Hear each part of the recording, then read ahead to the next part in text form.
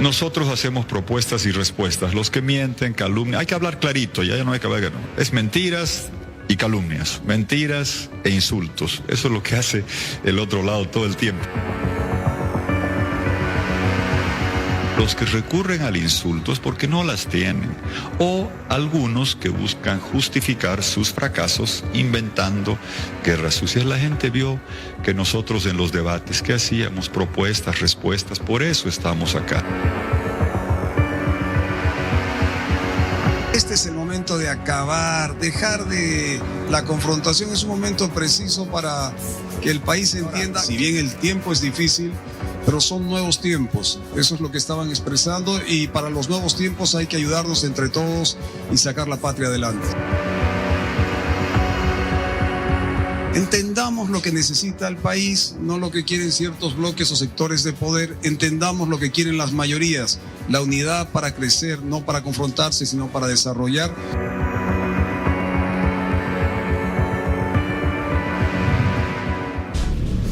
¿Cómo podrá hacer el Tribunal Supremo Electoral, si es que está en sus manos, claro, regular o para poder evitar la guerra sucia que se está generando en redes sociales? En una primera vuelta han habido algunas acciones.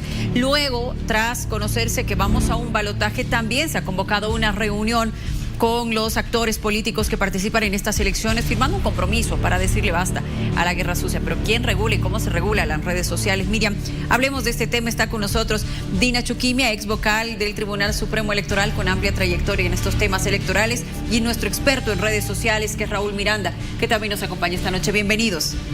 Gracias, Luciana.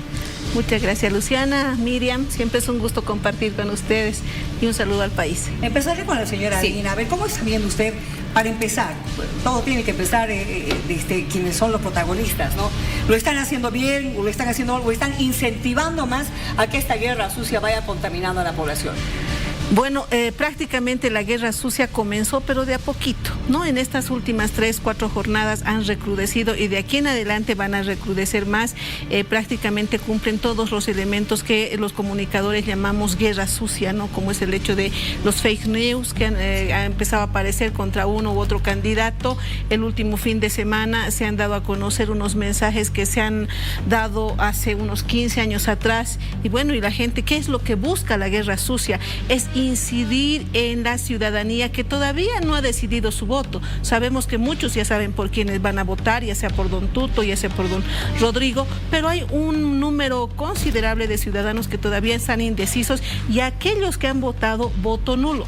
No creo que se vuelva a repetir el mismo número de votación de los votos nulos, entonces hay que incidir sobre ellos. Debe ser esa la propuesta que hacen cada uno de los candidatos. Hay que tratar de convencerlos que de pronto nuestras propuestas son las mejores, y lo menos que hemos visto en los últimos tiempos son las propuestas creíbles que puedan hacer los candidatos, ¿no? Ya sean don Tuto, ya sea don Rodrigo. A don Rodrigo lo he ido viendo en esta jornada, ya se está poniendo activo. Sí, Tuto Quiroga se lo ha ido viendo no solamente en redes sociales, sino en medios de comunicación y también en las calles. Entonces lo que le hace falta a la gente es la presentación de propuestas. De pronto hemos ido viendo también, como nunca lo hemos visto, primera vez en el país que va a haber un balotaje, sí. 1, 2, primera vez que todos los ataques esta vez ya no van al candidato a presidente, van al candidato a vicepresidente, no los vicepresidenciales, que de pronto en el pasado se decía que jugaban un rol como la quinta rueda del carro en el órgano legislativo, pero pareciera ser que esta vez les estamos dando mayor importancia a estos candidatos. Bueno, ¿cómo regulamos redes sociales en este tema? Raúl, me imagino que es muy complejo. El Tribunal Supremo Electoral ha sido claro manifestando que sí, iba a ser difícil poder regularlo. Puede haber normativa para medios de comunicación, para otro tipo de medios, pero para redes, complejo. Regularlo y controlarlo realmente es una tarea casi imposible. O sea, vemos en otros países potencias mucho más desarrolladas en el ámbito electoral que no logran regular esto. Y es por la fuerza que tienen las redes sociales con los usuarios, el consumo y todo el contenido que se va generando. Además de eso, no es como en otras épocas, regulabas medios de comunicación, regulabas líderes de opinión, y eso te permitía tener un control bastante amplio de lo que se informa y de lo que se muestra. Pero ahora compites con un montón de personas, con un montón de mecanismos, desde noticias falsas, continuando con deepfakes, videos alterados, contenido generado con inteligencia artificial. Hay tantas vías para generar desinformación o apuntar ciertos contenidos a generar ciertas ideologías que realmente es imposible llegar a controlar. Además, aquí te corto porque hay un momento de silencio electoral que en las redes sociales no aplica. No hay. Si bien se toca de alguna manera, digamos, en la normativa, no se puede hacer el control para esto. Claro. Y en medio de esto, Tufi, prácticamente el Tribunal Supremo Electoral no tiene esa capacidad como para frenar esta guerra sucia, ¿no es cierto? No hay posibilidad. Sí, nos podrá decir justo la doctora Dina, porque ella ya conoce el Tribunal Supremo Electoral, ¿qué función cumple el CIFDE en este sentido? Ayer le estaban reclamando al Tribunal Electoral que pudiera pronunciarse sobre este tema de los tweets de un candidato vicepresidencial. ¿Hay una opción de que lo haga el Tribunal Supremo Electoral?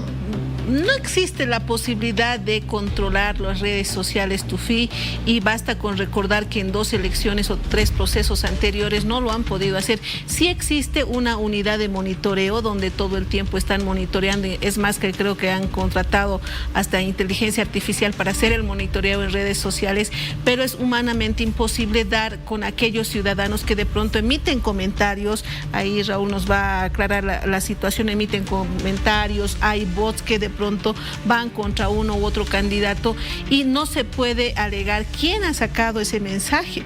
No van a tener que hacer un rastreo hasta el final, pero al final ya va a acabar las elecciones. Estamos exactamente a 19 días de las elecciones y dudo que las redes sociales puedan ser normadas. No hay una posibilidad real de que pueda hacérselo. En América Latina no lo hemos tenido, en Estados Unidos menos.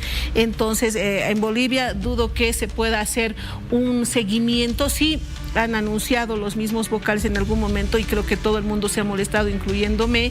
Decían, no, vamos a hacer el seguimiento de las cuentas que sean identificadas. La van a seguir a doña Miriam, la van a seguir a doña Luciana, a don Raúl, a doña Dina también, pero y los 7 millones que somos o los 11 millones que somos en el país, dudo que se pueda hacer un seguimiento específico de las noticias falsas o fake news, como lo llamamos en comunicación, a lo que vaya saliendo en las redes sociales. Sí podemos hacer tal vez el seguimiento en medios de comunicación tradicionales como radio, televisión o prensa escrita, pero en redes sociales me parece humanamente imposible. Entonces, ahora, hace rato Luciana decía, se ha firmado hace 2 semanas un acuerdo, un compromiso, ¿no? De buena voluntad será, porque ya no se ha cumplido ese compromiso. Los candidatos a la presidencia por lo menos lo han firmado, el candidato a la vicepresidencia de uno de los partidos políticos no lo ha hecho, pero sin embargo no se está cumpliendo ese compromiso de ninguna de las partes, ¿no?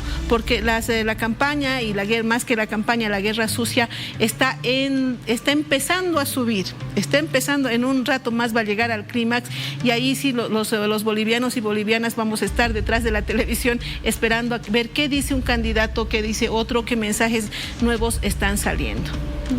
Estamos complicados, o por lo menos el Tribunal Supremo Electoral a través del CIFDE, que es la entidad encargada de hacer el seguimiento de todo lo que implica propaganda electoral, está complicada porque así se contratara un ejército de funcionarios, no va a poder hacer el seguimiento a las redes sociales.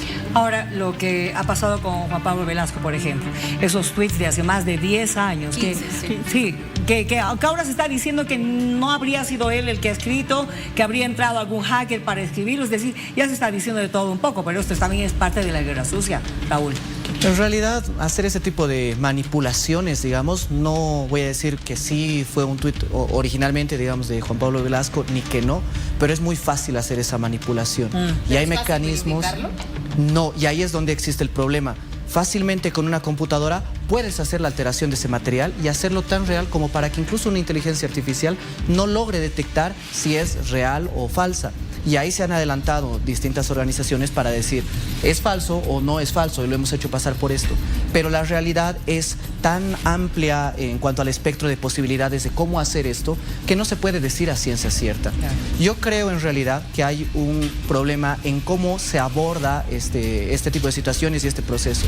Si bien el monitoreo existe para ejercer control, para hacer una rectificación y, si es necesario, una sanción a quienes emiten noticias falsas o desinformación, El enfoque debería ir en realidad a las personas, a que se informen cómo detectar noticias falsas, cómo indagar, cómo averiguar, cómo aprender y entender de qué manera puede caer en mala información o de qué manera puede llegar a formar un criterio propio basado en fuentes confiables. Si el esfuerzo en realidad iría hacia ese lado, creo que podemos tener un resultado mejor al de tratar de controlar todo lo que se emite en redes sociales. Debería. Bueno, si me permite nada más adelante. acotar lo que dice Raúl. Eso significa iniciar una campaña de educación ciudadana respecto a este tema de las campañas, de información falsa, que en este momento no creo que se dé. El ciudadano va a tener que llegar con voto informado hasta las urnas, pero la información que nos cedan ustedes, los medios de comunicación, porque acuérdense de que hay una última encuesta que indica que los medios de comunicación y los periodistas están por encima inclusive de los políticos, de la policía, del órgano judicial. Entonces, por supuesto que la ciudadanía va a creer en las cosas que se difundan a través de los medios de comunicación, como es Bolivisión u otros medios también. Sí, doctor, aprovechando también el marco de este balotaje, se ha suscrito un acuerdo contra la guerra sucia, falta una firma, la del candidato del PDC. ¿Cuánto contribuyó desde su punto de vista esto a frenar la guerra sucia o definitivamente sirvió solamente como un enunciado? Bueno, ha sido un encuentro en el cual ha habido un compromiso de buenas intenciones y creo que el Tribunal Supremo Electoral se va a quedar sin la firma del candidato a la vicepresidencia. El señor Lara no ha firmado. Bueno, en razón de eso, se puede decir que ha sido un compromiso de buenas. A partir de ese momento, creo que fueron 1 o 2 días que estuvieron más o menos tranquilos, pero al día siguiente ya empezaron con la campaña de desinformación a la ciudadanía. Y acuérdese que en procesos electorales no podría no existir campaña o guerra sucia contra los candidatos. Aquí la idea de cada uno de los candidatos, por su lado, por supuesto, es apuntar a la ciudadanía, apuntar al ciudadano para que pueda creer en la propuesta que está presentando, que es lo que menos hemos visto en los últimos tiempos, por un lado. Considerando también el tema del voto nulo, que ha tenido un alto porcentaje de votación en las últimas elecciones. Ahora, ¿cómo es que los candidatos que están en este momento en la papeleta electoral, que son 2, ya se han ubicado, tienen las ubicaciones respectivas, van a acceder al ejercicio del poder público?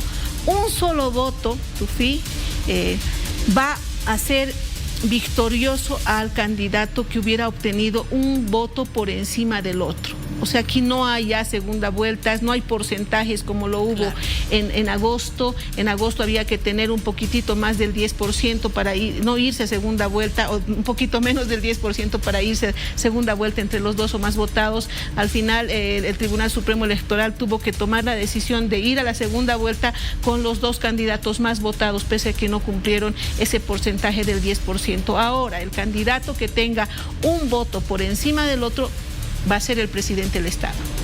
Raúl, hay un detalle que hay que tomar en cuenta, y esto tiene que ver con el algoritmo que tienen las aplicaciones o redes sociales, ¿verdad? Evidentemente uno consume o basta que veas un video 1 o 2 veces de un contenido similar para que esto te siga y te aparezca de manera más seguida, y esto hace que se masifique este tipo de contenidos cuando son noticias falsas.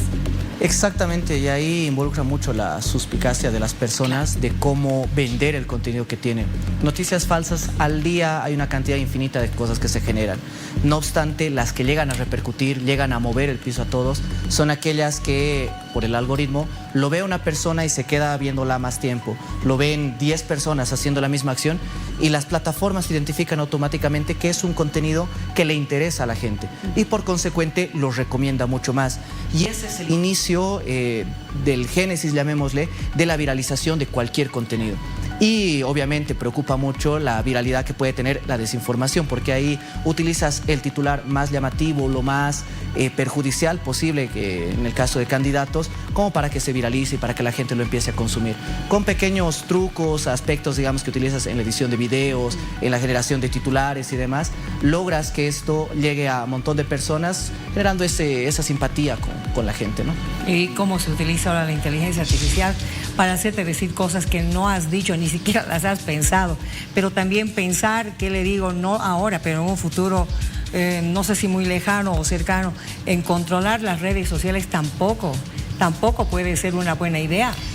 No, por supuesto que no, porque estaríamos afectando a los derechos fundamentales que tenemos los ciudadanos. El derecho del ciudadano de recibir la información que se genera y la obligación de pronto que tienen los medios de comunicación de dar a conocer lo que sucede, el derecho a la libertad de expresión, el derecho a la comunicación, el derecho a la libre opinión, ¿no? Al margen de la información que se genere, el ciudadano tiene derecho a opinar y esa opinión, por supuesto, que es respetable, y más cuando se trata de procesos electorales, más cuando se trata de que el ciudadano llegue a la urna y elija a su candidato. Puede tomar cualquiera de las opciones que estén presentes, pero debe hacerlo de manera informada. Ojalá pudiera ser, eso es lo que uno espera cuando trabaja en procesos electorales, llegar a toda la ciudadanía, llegar a todo el ciudadano que esté informado y que vaya a las urnas a elegir a cualquiera de los candidatos. Lamentablemente en este tiempo que son 45 días de la segunda vuelta, no ha habido esa capacidad del órgano electoral de generar esos procesos de difusión, de una campaña por ahí, una difusión de la información o de las propuestas electorales, que el Tribunal Supremo Electoral lo tiene en sus manos, las propuestas electorales de los candidatos de los dos candidatos en este caso, que podría haber sido difundida. Cuesta mucho entrar a la página web, lamentablemente, para ir a buscar la información de las propuestas electorales, que deberían haberlo bajado. Tanta inteligencia artificial por ahí, eso podría haber ayudado a dilucidar las propuestas electorales de los candidatos, y esa podría haber sido una de las medidas que se podrían haber tomado desde el Tribunal Supremo Electoral, pero hay que entender que la parte técnica está trabajando y está corriendo contra el tiempo, porque también no solamente votamos en territorio nacional, también votan los bolivianos en el exterior, y por supuesto la información que se pueda difundir a través de redes sociales y medios de comunicación televisivo que llegan más allá de las fronteras, de verdad debe darle la información correcta al ciudadano. Tufi. Sí, Raúl, ya que haces tanto seguimiento y producción de contenidos también en redes, ¿has podido determinar cuántas páginas tiene cada candidato? Yo observo habitualmente en TikTok, por ejemplo, que Tuto Quiroga tiene una oficial, pero hay una serie de páginas, tanto de él como de Edman Lara, de sus propios seguidores. ¿Y cuál es la credibilidad que tienen estas cuentas, más que páginas, sobre todo en TikTok? La verdad es que no podemos estimar la cantidad de cuentas, páginas que tienen, porque es difícil determinar cuáles son oficiales o controladas. Si no es directamente por uno de los candidatos, por alguien representativo del partido. Pero sí, y me hace recuerdo lo que comentas, por ejemplo, hace un tiempo, no sé si, creo que sí, Bolivia Verifica sacaba un análisis de las páginas que han cambiado la línea o el apoyo que tenían a ciertos candidatos a otros ahora, ¿no?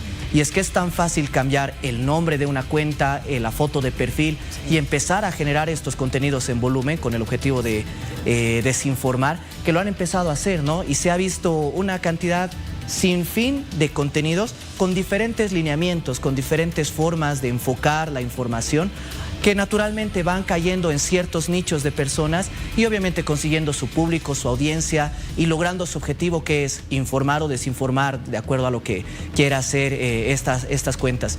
Recordemos un poco igual en las elecciones en Estados Unidos, las anteriores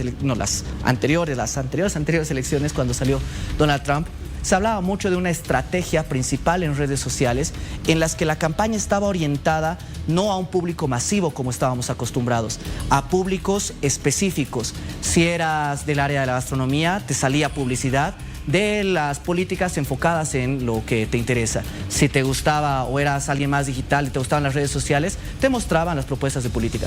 Eso ha abierto la posibilidad y ha sido el inicio de cómo la política puede ser apuntada de acuerdo a los nichos específicos que existen en la población.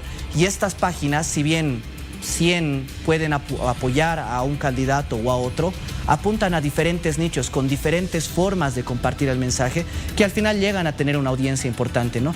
Y es ahí donde está el juego estratégico de alcanzar y lograr incidir en el pensamiento de las personas con el fin de cambiar o idear o definir cuál va a ser el voto de cada uno.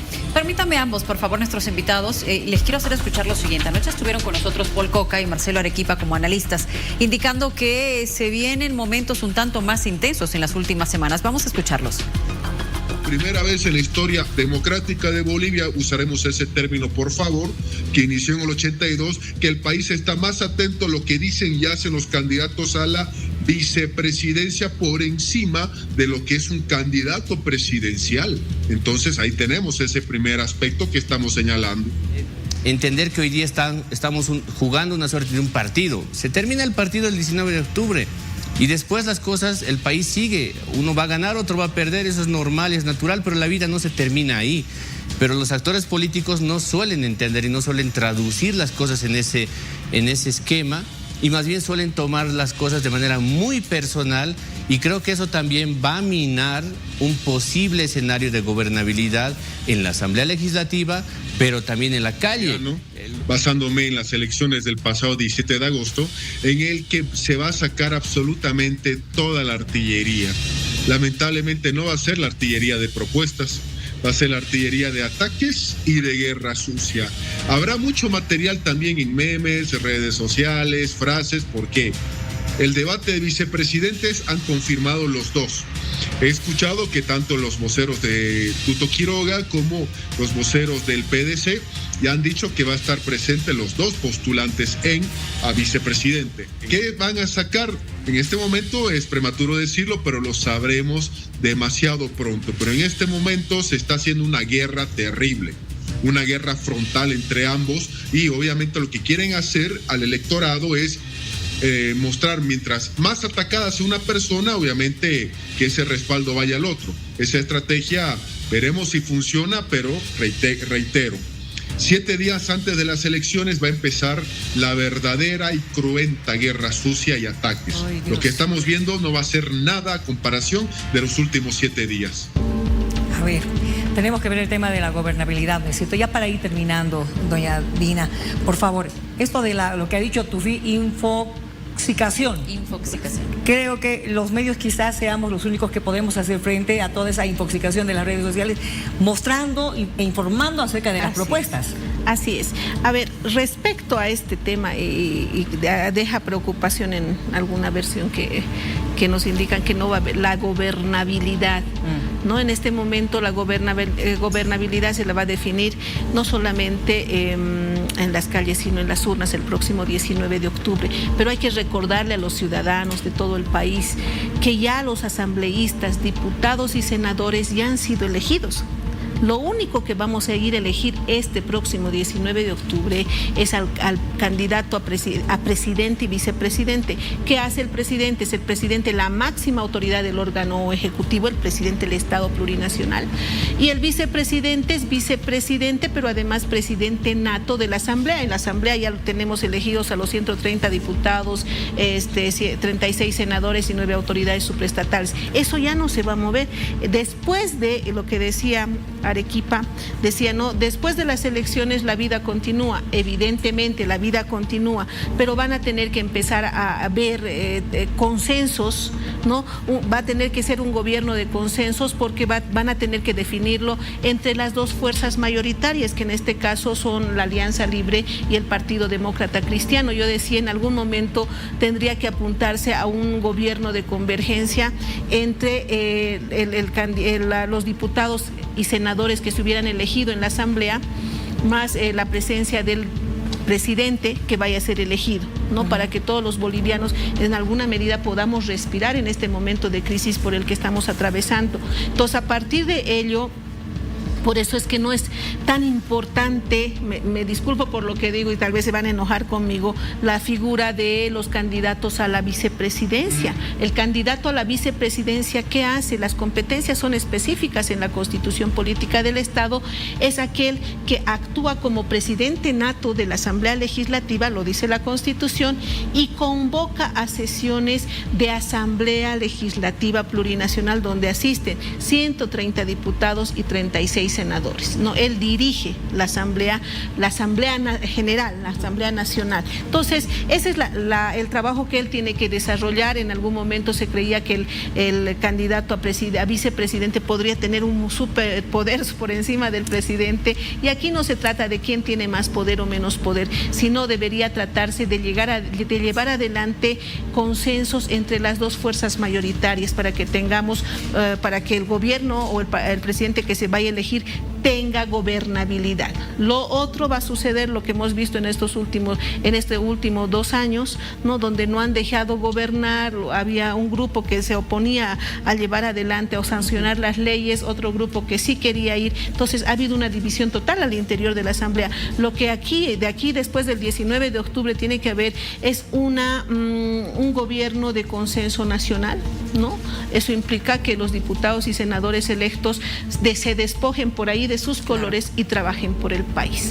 Bien, muchas gracias. Raúl, por favor, el comentario final y sobre todo la recomendación para la gente que en estas últimas semanas pues también tendrá mucha información, mucha falsa en las redes. Creo que lo más importante es que validemos qué tipo de información consumimos, ¿no? Al margen de este periodo electoral, que creo que es uno de los más importantes y decisivos para el país, no está de más, ni solamente para este lapso de tiempo, el saber dónde buscamos la información y cómo la verificamos. Un contenido alarmante lo encontramos en cuentas pequeñas, grandes, medianas, virales o no, y puede llegar a cambiar el pensamiento de cada uno. Pero es importante nosotros definir de dónde nos estamos informando, cómo validamos esa información y sobre todo creo que tener personas, digamos, que sean líderes de opinión de nosotros para validar esta información, para corroborarla y para seguirla.